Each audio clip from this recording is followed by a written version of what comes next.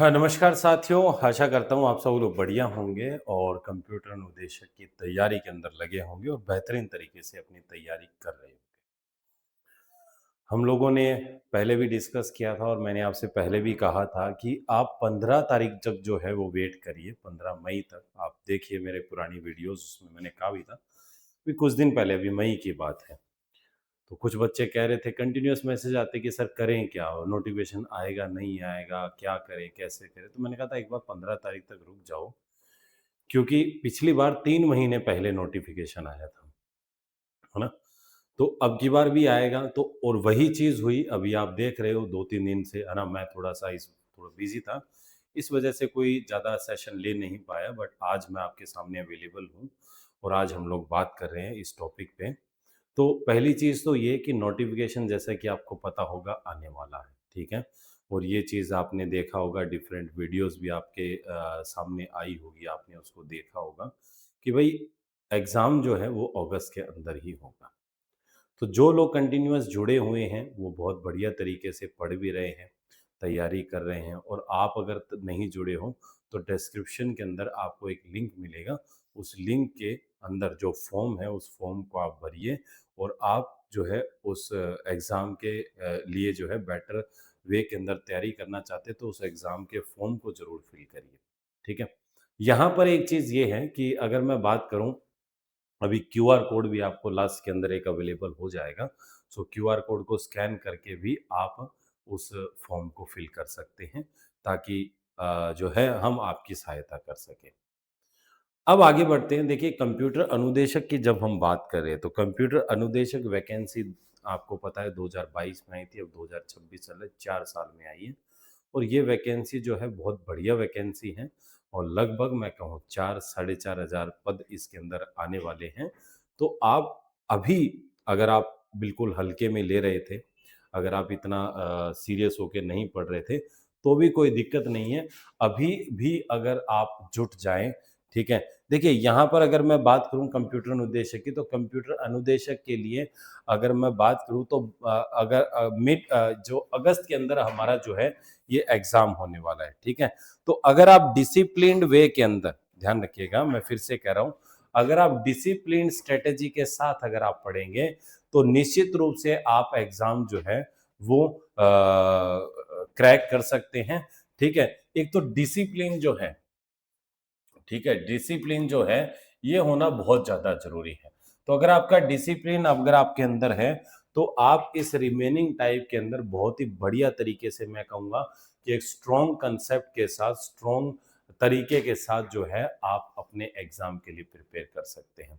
तो यहाँ पर सबसे पहले आपको एक चीज़ समझनी होगी कि जो भी हमारा एग्ज़ाम है, उस एग्ज़ाम को आपको समझना पड़ेगा कि एग्ज़ाम जो है मेनली फ़ोकस जो है, जो मेन जो इसका फ़ोकस है ना? एग्ज़ाम का जो मेन फ़ोकस है, वो कौन से चैप्टर्स के ऊपर रहता है। तो यहाँ पर हम लोग बात कर रहे हैं बेसिक कंप्यूटर इंस्ट्रक्टर 2026 एग्ज़ाम के लिए, या सीनियर कंप्यूटर इंस्ट्रक्टर की मैं बात करूँ यहाँ पर, ठीक है? बीसीआई, एससीआई दोनों ही ले लीजिए आप।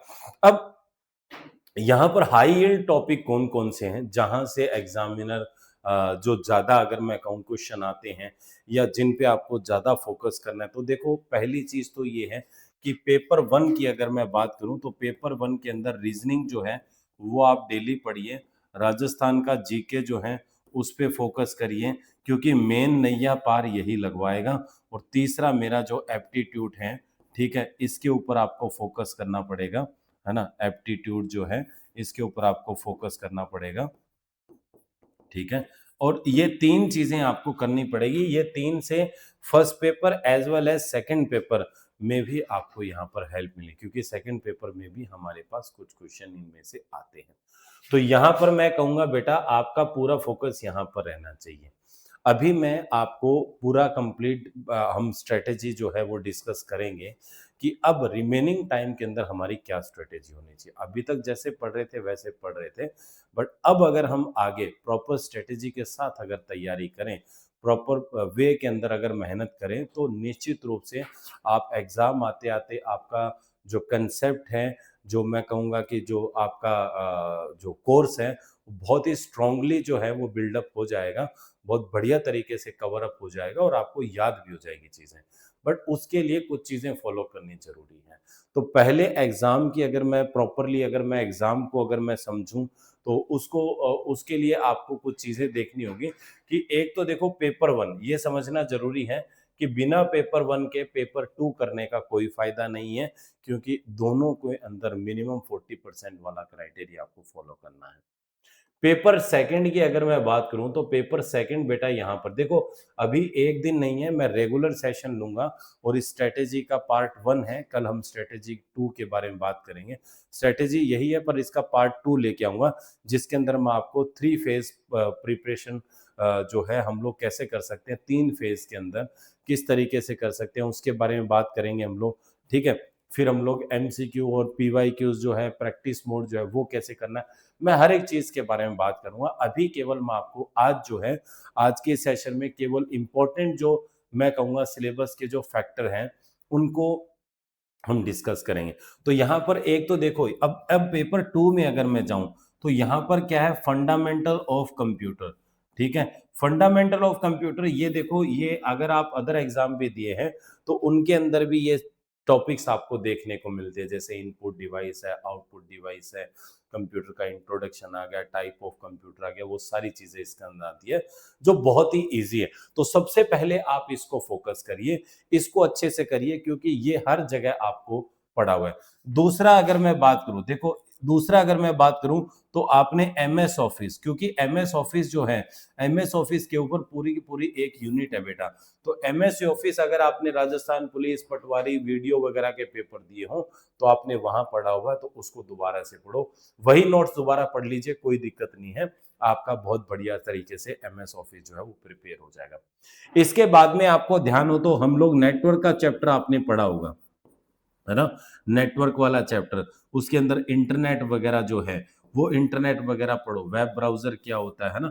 इसके लिए आप कोई भी बुक रेफर कर सकते हो, ठीक है।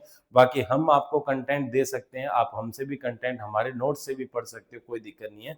मैं फिर से कह रहा हूँ, डिस्क्रिप्शन में एक लिंक दिया है, उसके ऊपर जाके आप फॉर्म फिलअप कर दीजिए, कोई दिक्कत नहीं है।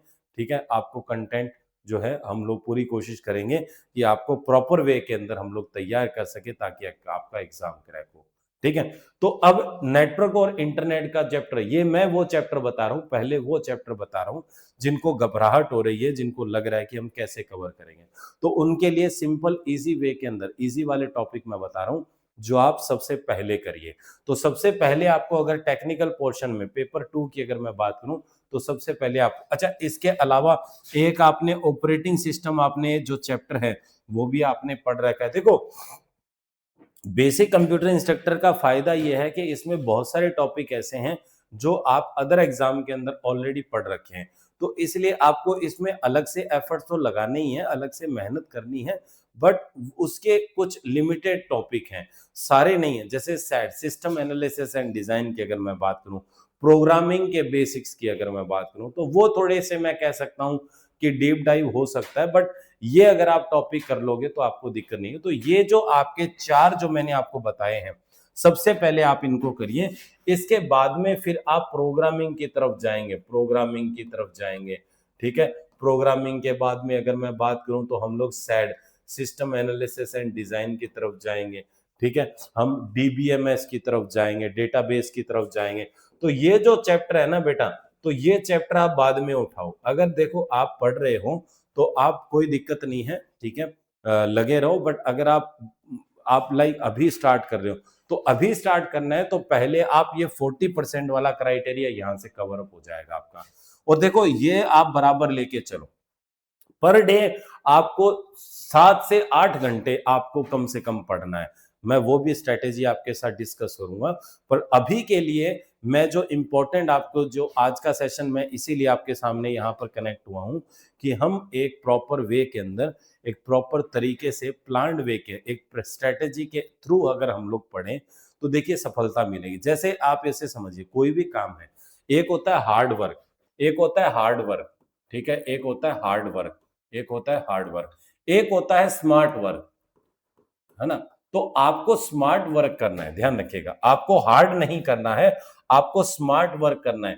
So this will be like हमारा मेन फोकस जो है वो स्मार्ट वर्क पे है। ये स्मार्ट वर्क जो है ये हम लोग करेंगे तो डेफिनेटली हम लोग जो है सक्सेस होंगे। हार्ड वर्क तो बेटा गधा भी करता है, वो भी मेहनत करता है, मजदूर बहुत मेहनत करता है, पर क्या वो जितनी मेहनत करता है उतना उसको फल मिलता है? नहीं। क्यों? क्योंकि दिमाग का खेल है सारा। कई लोग दिमाग बैठे बैठे दिमाग से खेलते हैं और दिमाग का यूज करते हैं और वो ज्यादा कमाते हैं, क्योंकि सारा होता है स्मार्ट वर्क का खेल। तो स्मार्ट वर्क करना है, हार्ड वर्क से हमें बचना है। तो स्मार्ट करेंगे, तरीके से करेंगे, बढ़िया वे में पढ़ेंगे, इंपॉर्टेंट चीजें पढ़ेंगे और बढ़िया स्कोर करेंगे। हर चीज को अखबार की तरह पूरा डीप जाके, है ना, ऐसा नहीं पढ़ना है कि आपको कोई विशेषज्ञ, आपको कोई एक्सपर्ट, आपको कोई उसकी फैकल्टी नहीं बनना है कि आप उसको डीप डाइव करो। आप उतना पढ़ो जितना आपके लिए जरूरी है, और ये जानने के लिए आपको जो है सिलेबस को अच्छे से देखना होगा।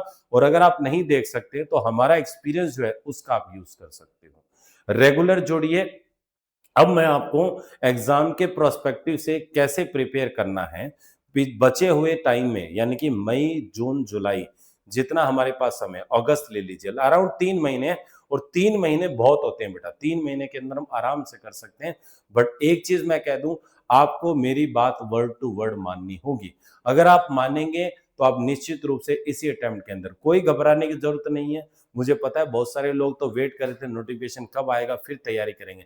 अच्छा, अभी भी बहुत सारे लोग ऐसे हैं जो वेट करें नोटिफिकेशन आए, अभी भी उनको यकीन नहीं हो रहा है। देखो, अगर इस असमंजस में आप रहोगे तो बेटा आपको इससे कोई नहीं निकाल सकता है।